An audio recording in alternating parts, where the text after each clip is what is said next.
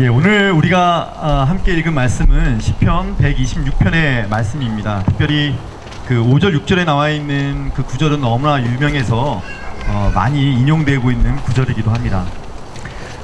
이 126편 오늘 저희가 다 읽어보았는데요, 1절부터 6절까지 이렇게 쭉 읽어보면 우리가 이 본문을 두 부분으로 구분할 수 있다는 것을 아마 느끼게 될 거예요. 가만 보면 1절과 3절까지는 이게 문법 시간은 아니지만 시제로 따지면 과거 시제를 쓰고 있습니다. 그리고 4절과 6절 그 마지막 부분은 과거가 아닌 현재와 미래 시제를 쓰고 있죠. 내용을 가만 들여다보면 1절과 1절에서 3절까지가 과거의 구원을 베푸신 그 여호와 하나님께 감사하는 내용이라면 4절과 6절까지는 과거의 그런 구원 경험을 바탕으로 현재 위기에서도 다시 구원을 베풀어 주시기를 간절히 기원하는 그런 기도문이라고 할 수가 있습니다.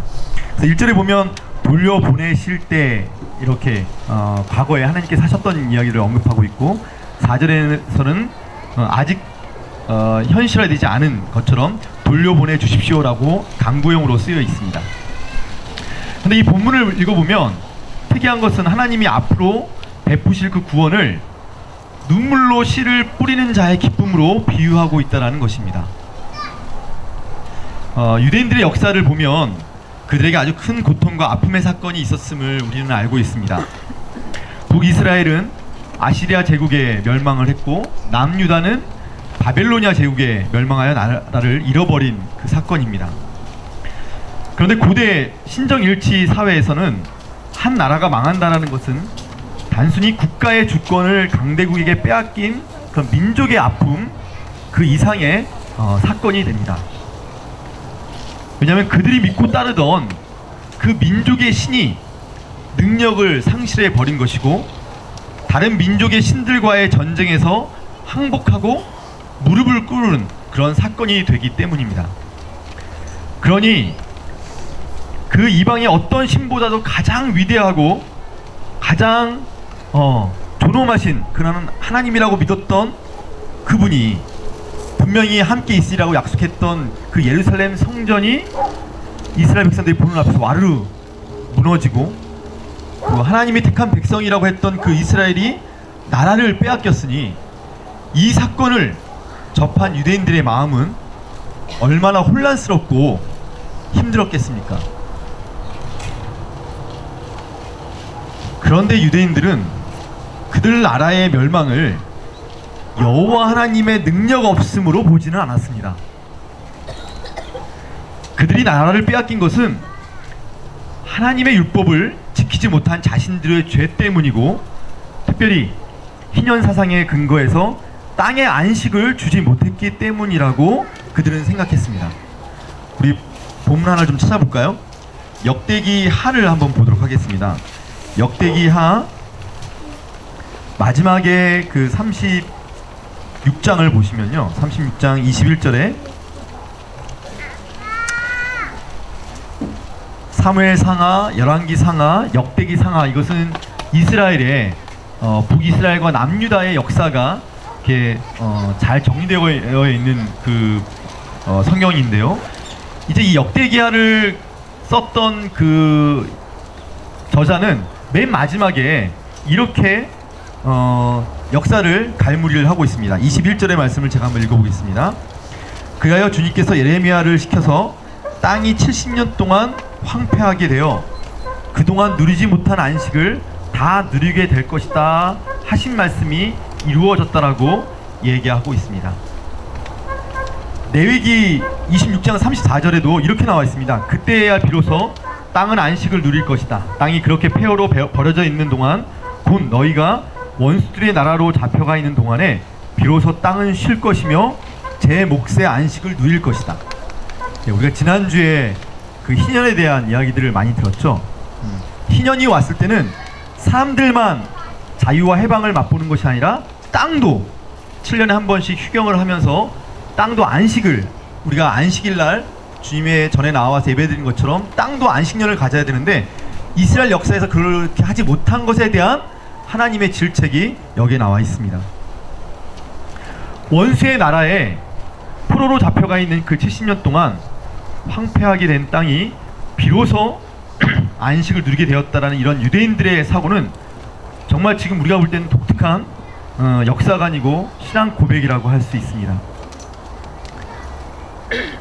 그래서 포로로 잡혀갔던 그 유대인들은 포로 생활을 하면서 그들의 하나님을 저주하거나 여호와 신앙을 저버린 것이 아니라 오히려 더욱 간절한 기도로 하나님을 찾았고 두 번째 출애굽을 꿈꾸듯 그들을 포로 지역에서 이끌어내고 회복하실 하나님을 믿고 찾았습니다.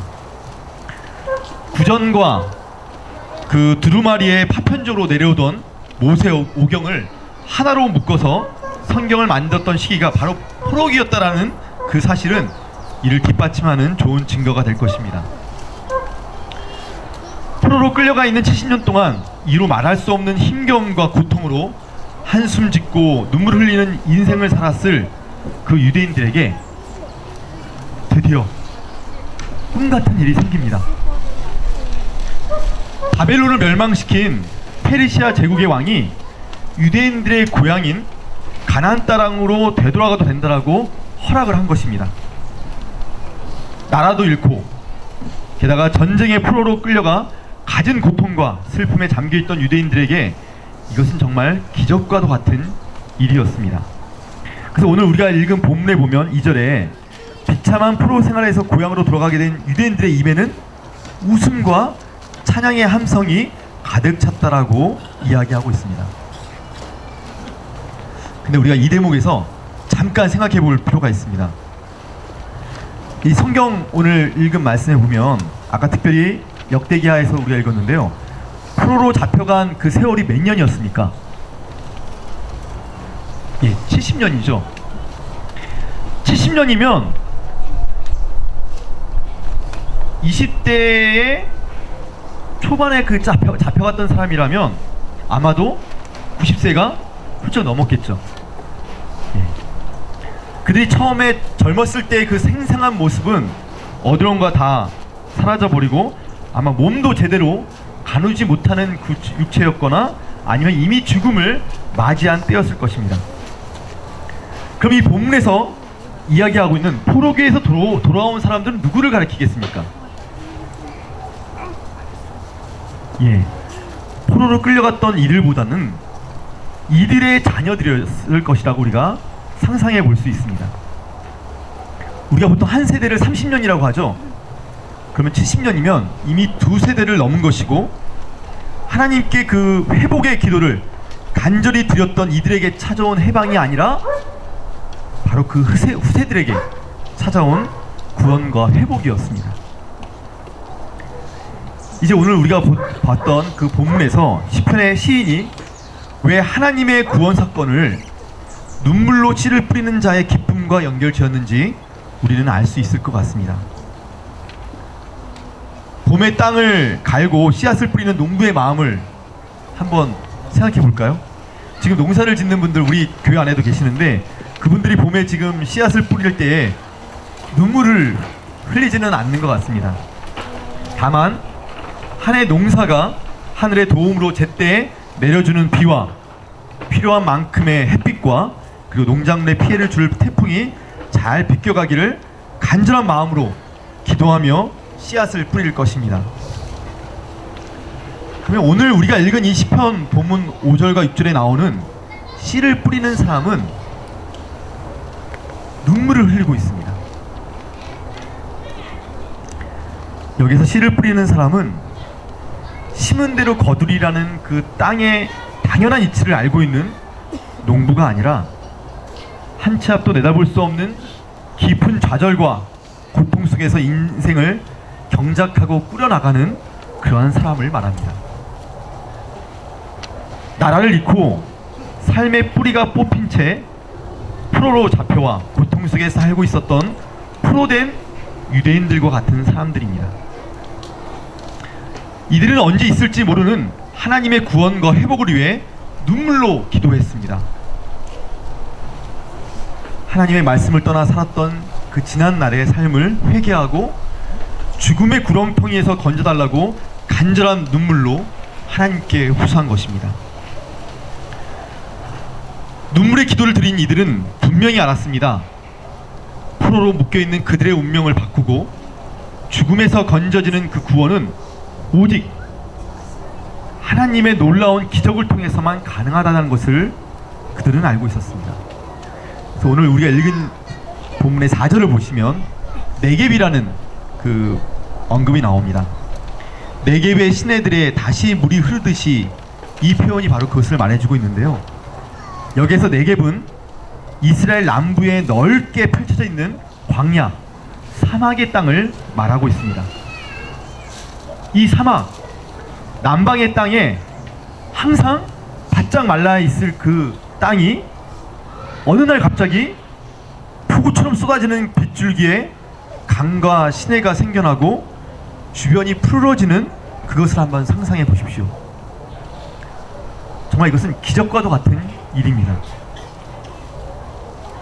근데 하나님은 이 네겝의 시내, 네겝의 땅의 시내가 만들어지듯이 그 기적 같은 일들을 이스라엘 백성에게 베풀어 주셨습니다. 눈물의 기도가 이룬 기적은 70년의 포로 생활을 하고 있던 유대인들의 자녀들에게 고국으로 돌아갈 수 있는 기회를 만든 것입니다. 오늘 저희가 추수감사절을 맞이해서 그 감사 예배를 드리고 있는데요. 우리의 삶을 한번 가만히 들여다보시오. 기적이 아닌 것이 없습니다. 매일 아침마다 자연 만물이 새로워지는 새 세상을 맞이하며 그 안에서 하나님이 주시는 그 일용할 생명과 그 일용할 양식으로 살아가는 우리들입니다. 고집스럽고 이기적인 우리들이 오늘 이 시간 주님의 이름을 찾고 그분의 얼굴을 마주하고자 이 예배에 참석한 이 모습 또한 우리에게는 기적입니다. 우리 자신의 생명과도 같은 자녀들이 가족이라는 테두리 안에서 사랑을 나누며 함께 건강하게 자라나는 것도 하나님이 우리에게 베푸신 기적입니다. 가을 추수를 맞아 우리의 땀과 노력 없이도 귀중한 열매를 먹을 수 있는 것, 이것 또한 기적입니다. 돌아보면 우리의 생명을 유지하는 데 있어서 어느 것 하나 우리의 힘과 능력만으로 되는 것은 없습니다.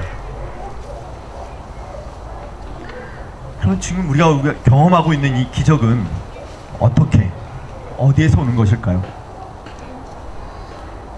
그것은 누군가의 눈물과 희생의 기도의 결과입니다.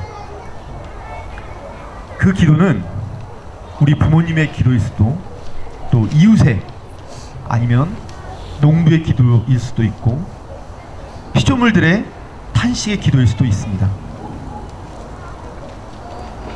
누군가의 눈물의 씨가 현재 우리가 누리는 기쁨의 단이 된 것입니다. 많은 사람들이 유명하다고 해서 알고 있는 이 5절 6절의 말씀을 정말 더 정확히 이해하려면 중간에 몇 개의 단어를 더 첨가하면 좋을 것 같습니다. 눈물을 흘리며 씨를 뿌리는 사람은 누군가가 뿌린 씨를 기쁨으로 거둔다. 울며 씨를 뿌리러 나가는 사람은 누군가 뿌린 씨의 기쁨의 단을 가지고 돌아온다. 그러므로 하나님의 구원을 바라는 그런 눈물의 기도는 모든 생명들이 하나의 그물망으로 연결되어 있음을 깨닫게 해줍니다. 하나님께 구원을 바라는 그 눈물의 기도는 생명의 경계를 허물고 시간의 장벽을 뛰어넘어 우리 모두를 주님 안에서 하나 되게 하는 기적을 만들어 주고 있습니다. 성도님들도 오늘 눈물의 씨를 뿌리십시오. 그것은 자녀를 위한, 또한 가족을 위한, 이 땅의 정의와 평화를 위한, 무생명들의 조화로운 삶을 위한 눈물의 기도입니다. 우리의 눈물의 씨는 자녀에게, 이웃에게, 자연 만물에게 기쁨의 단으로 돌아가게 될 것입니다. 눈물의 기도는 메마른 사막에 물길을 내는 하나님의 기적임을 잊지 않는 우리가 되기를 원합니다. 함께 기도하겠습니다.